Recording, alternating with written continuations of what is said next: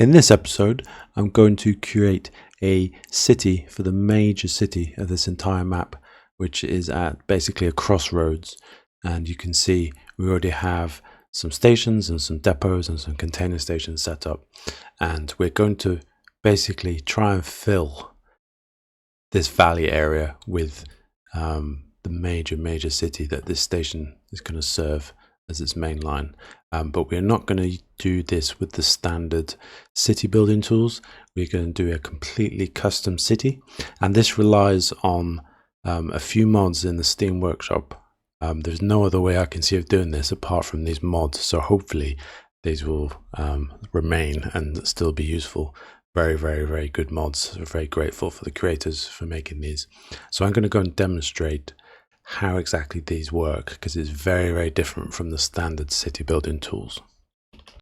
With the standard cities in Transport Fever, Limo here as the example, when you create the city, it constructs itself, and the AI in the game basically takes charge of building the streets, the commercial, the industrial and the residential buildings, and so it arranges it in a pattern. It generally clumps the industrial, the commercial and the residential in their own little zones. So you can see there's an industrial area over here, so we've got the commercial area here, more residential on this side, and the AI in the game controls the demands.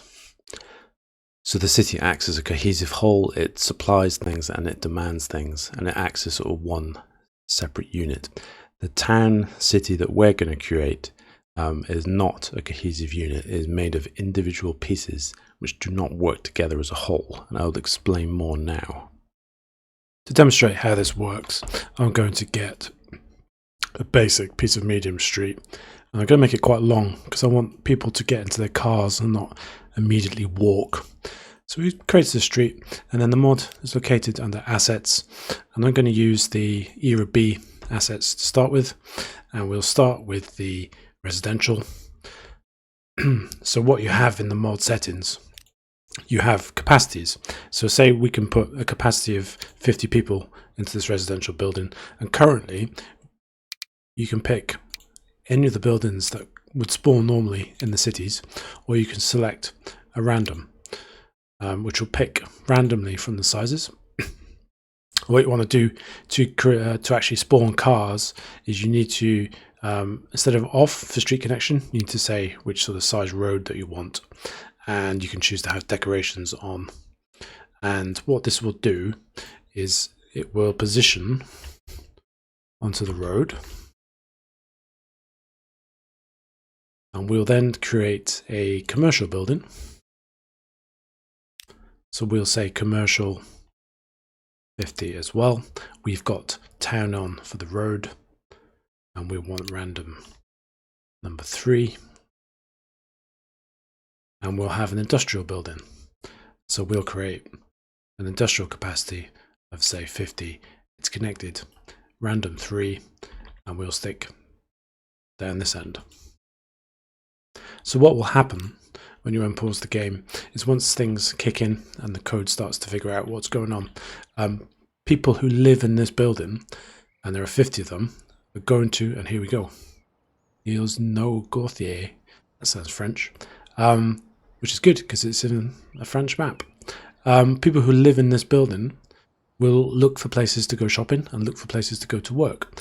So we've got No in his car, and we have pedestrians, Victor and Margot. This is amazing. It's like as if it knows they're French. Is that how it works? Awesome. Actual French people on a French map. Is that to do with the town names? I guess it is. So there we go. So that's basically how this works. However, what you probably don't want to do when you're creating your assets is you don't necessarily want every time you create a building, you don't want to have a road junction like this, because suddenly your city is going to look very weird having lots and lots of crosswalks and lots of road junctions like this. So the method that I'm going to use is basically keeping a high number of population. So in this building we could say there might be 200 residents living in this building, and you can see immediately more people are emerging and driving in their cars. And then what we can do alongside that is we can turn the street connection off, just have say 50, and we can then start to arrange these buildings alongside your residential and start to create your city this way. So pedestrians will emerge from these buildings, but no cars. So if you combine the car creating buildings, the pedestrian creating buildings together, you will basically get the traffic and pedestrian levels that you're aiming for to create your custom city. So you can already see we have traffic between these three areas, and because this street is limiting options for this workplace, this shopping destination, these residences, people are dutifully going along this road because that's the only options they have. But when you create a city and you connect it to the rest of your map, obviously they will start to connect to the other cities and towns that you've created, even if they are standard towns. The other difficult aspect to making these custom towns is the built-in towns will all have a system for supply for what composition of residential, commercial and industrial exists in the town. So this is basically showing that we need goods, food and tools for this town. That's not going to work in the custom town. In the custom town, these buildings have no properties, they have no demands. It's just a system of storing people, spawning them, so that they will then travel to the commercial and residential offers that are nearest to them and back again. And we have the vehicle spawn points if we choose to. If not, they are literally just pedestrian spawn points. So there are no demands. So food will do no good to a town created in this method. So you need to use the other mod that's in our arsenal, which is the Freestyle Industries.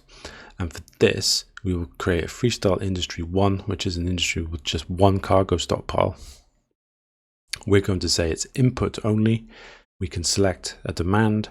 If we said overdrive, it goes to about 1,000. So we could do that. And we can say that the food demand, the cargo demand, sorry, is food. And we can place this, under other objects. And basically, this is an industry that just demands food. So when basically we bring food to a city and distribute it, or tools or goods, as long as we've had these industries located near where to the truck stations or the train cargo stations deliver those goods, then there will be a demand and the industry chains will work and the connections will be made. So these are the principles I'm going to use to create a city, and we'll move on to the next steps of what that means in our particular location. In our particular location, we've got quite a large, grand passenger station. So this is going to be the area, main commercial area of the city.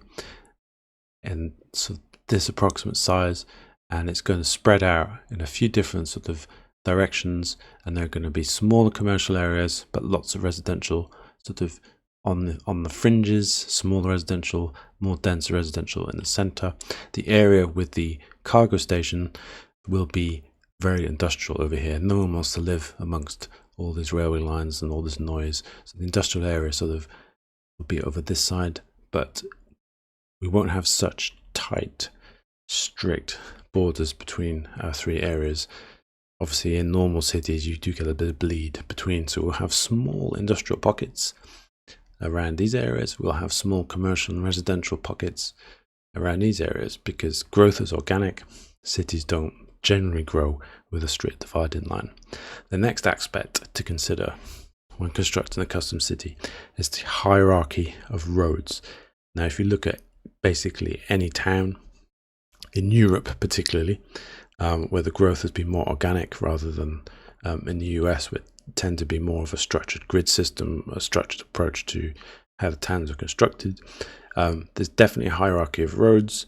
So you go from very large roads, split areas into parcels, Within that, you have sort of medium hierarchy, sort of distribution roads within that, and then that splits into more parcels, and you get subdivided that into smaller streets. So that's the kind of principle that we want to work to when we create the city. So the first thing we need to do creating this city is create we'll create a network of the highest hierarchy streets that we're going to use, and for those I'm going to use the large street. And basically we've connected our station up, and we will create parcels of the highest hierarchy roads, and that needs to include the roads that leave the city as well. So we'll start creating those. So we've created a hierarchy of the highest level of streets. So we have quite a sort of urban street pattern, some quite complicated junctions. Imagine these roads would get quite busy. Don't forget to put roundabouts in where maybe it gets a bit too complicated. And then we've got basically main roads that exit the city, and these will form the yet as built road connections between our towns and cities along the river and along the valleys. And we'll have connection to our industrial area, and again more outside road networks. And as the roads leave the city, we will turn them from the city-based streets into the country-based streets. These have higher speed limits, so as you'd expect, the dual carriageway out of town, the speed limits are 100 kilometers an hour. Within town, the same size road is 60, so that means that the cars take on a bit more of a sort of countryside sort of highway approach rather than in city driving. So this is a good starting point. And then within this, we need to subdivide this further into the small streets. So as a starting point, I've placed some commercial buildings with some passenger capacities of around sort of 30 people next to a tram station, which is going to serve the main train station. I've changed the ground textures to asphalt where it was coming in sort of grass. This isn't exactly City Skylines standard, but of course you can't expect that out of this game, and it's a sort of nice urban block using the tools that are available to us. And I've created a commercial building with quite a large capacity, and this is going to generate the vehicles.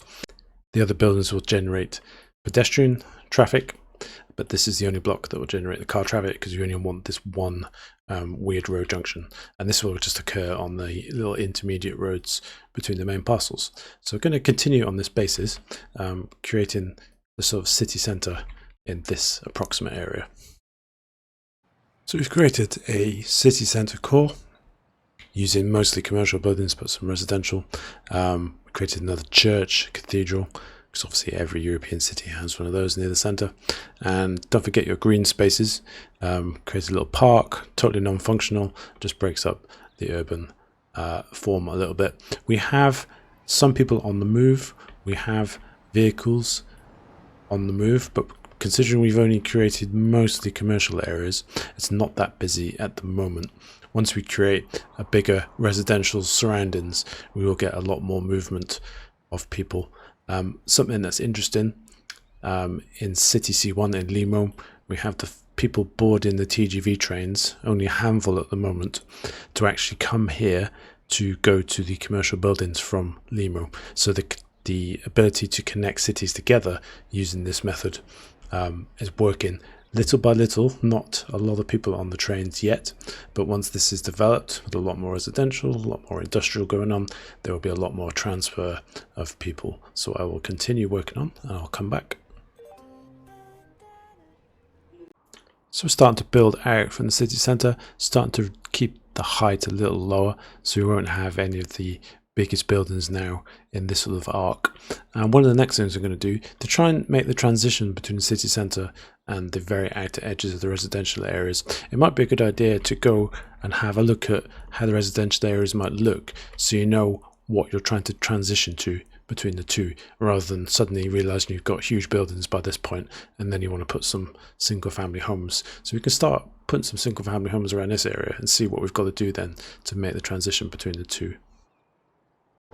So with this residential area built on the edge of the town, we've got some slightly larger sort of apartment flats near the main road, and as we go out towards the edges, we've got more sort of individual small family homes nestled into the foothills and the mountains. Quite a lot of the residential buildings we've given their own road connection, so they are actually going to generate more road traffic than the situation inside the city centre, because this doesn't look so wrong. This looks okay, having small lane connections to the roads.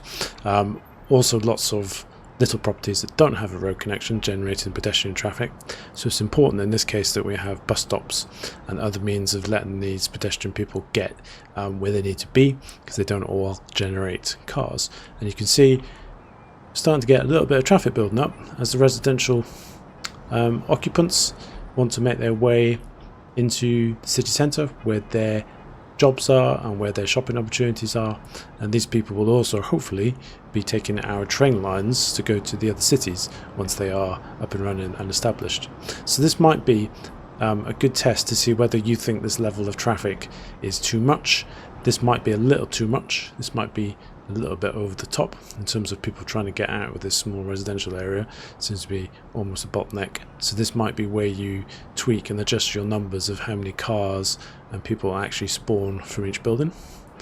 Because if you consider that this whole area might be residential spawning, we might end up with quite a lot of traffic trying to head into town.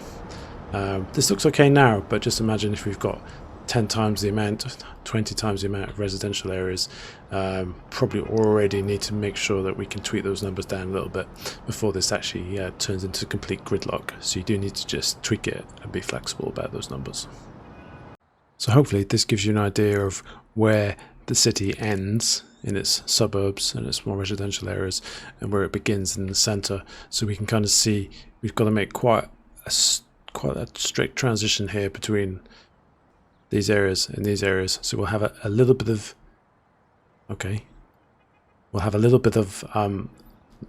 this sort of size residential over here, we'll have a little bit of this residential and commercial over here, and it needs to bleed together somehow to get this nice transition between the two areas.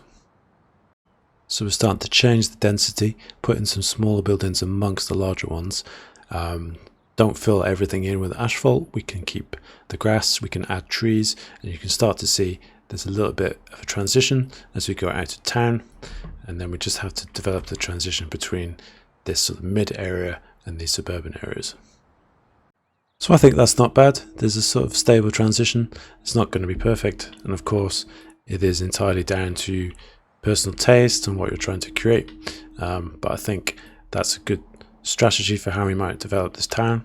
This is obviously taking quite a long time compared to the single click required to create a standard city, but you're going to create it exactly as you want it, to the size exactly as you want it, and whilst it's not going to grow, if you want it to grow, you can just design it and develop it exactly how you want it to grow. So I've worked on this a little longer. Just beware, this is laborious and very time consuming. So in the effort to actually get this video out this side of Christmas, I'm going to leave this there for now, and I will carry on in my own time, so I won't take the attention of you good people away for too much longer. But this is what I've got. I've got some sort of light suburban areas building up into a little bit more of a dense area here, and we've got our main roads going off into the countryside, and the train lines that we've already established, little discrete little residential areas, nice cul-de-sacs, nice and quiet. And as we get into the city, basically that's a park, trust me, just gonna have to believe that. And then we've got our central business district looking a little bit more busy, lots of traffic already. So I've already created something which is very difficult to get around, and you can hear the traffic. No trams, no buses yet, or any sort of suburban rail around here. So basically it's entirely how you want to make it, and if you are a lot more creative than I am, you'll probably come up with something really interesting. But this is going to be a good start for me. This is my industrial area, so this is what's causing a lot of the traffic, because a lot of people are coming over here to work from the residential areas. So you just need to manage and tweak those numbers to make sure that you don't create something which is impossibly busy or crowded. But you can see it's already rush hour. so I might have overdone it on the numbers, but we'll see how this goes. And by the time we put some trams and buses in and people start taking the trains, it'll be good. Bear in mind that obviously because you're creating this in custom pieces, there is no entity, so there is no name.